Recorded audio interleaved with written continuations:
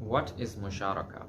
Musharaka is probably one of the most talked about instruments in Islamic finance, especially because of the reason that it is one of those things which is considered very close to the actual spirit of Islamic finance. So Musharaka actually comes from the Arabic word shirka, which means sharing. Like we say in Urdu, shirkat, aap hamare saath hamare khane mein shirkat kariye, eat with us. So Shirka is actually the broader term in Islamic jurisprudence in fiqh. And once we understand the two kinds of shirka, then we can come closer to what musharaka means. So there are two kinds of shirka: shirkatul milk and shirkatul aqd. Let's talk about shirkatul milk. Milk means ownership. Like in Urdu we say milkiyat, ye meri milkiyat hai. So this is my property, I am the owner of this. तो जब आपकी मिल्कियत में किसी और का भी हिस्सा होता है तो वो आपकी मिल्कियत में शरीक है. Therefore shirkatul milk, right? Shirkatul milk is basically of two types. So the first type is when you co-own a property with someone else on a voluntary basis. So if you buy a property or a farm or a car or anything along with your friend or along with your partner, and you both equally own that property, or maybe you own it to a greater degree or whatever the case is, but you and your friend together own a farm, then that is voluntary shirkatul milk. The other is involuntary. So when a parent dies, then the property that the parent had is inherited to their children. The children inherit the property, so it's involuntary, and once the parent dies, automatically the property belongs collectively to the children, the sons and the daughters. So these are the two kinds of shirkatul milk. But the thing to note in shirkatul milk is that this is usually not for commercial purpose.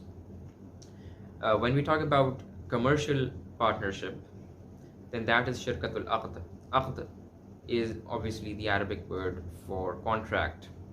So contractual partnership basically is shirkatul aqd. Now shirkatul aqd is of three types: shirkatul amwal, shirkatul amal, and shirkatul wujuh. Let's talk about shirkatul amwal. Amwal is the plural of mal, which means property or capital basically. So shirkatul amwal means you are a partner in capital contribution. So when all the partners collectively contribute money towards a project, then that is shirkatul amwal. Okay. The second is shirkatul amal. Amal obviously is also an Urdu word. Amal means action. So when all the partners are collectively contributing physically by providing their services, then that is shirkatul amal. For example, if you're running a restaurant, then someone is being the waiter, someone is cooking the food, someone is doing the cleaning. So everyone is contributing physically. So that is, they are contributing through their amal. That is shirkatul amal. Now obviously there can be a combination of shirkatul amwal and shirkatul amal, and that is when musharaka becomes mudaraba, but that is a separate topic. Coming to the third form of shirkatul aqd is shirkatul wujuh. So shirkatul wujuh is simply when partners in a business, they buy a commodity at a cheaper price, but they don't pay on spot. So they buy something just for $100, let's say, but they don't pay immediately. They have bought it on a deferred payment basis, and they sell that $100 good for $120 on spot. So they have $120.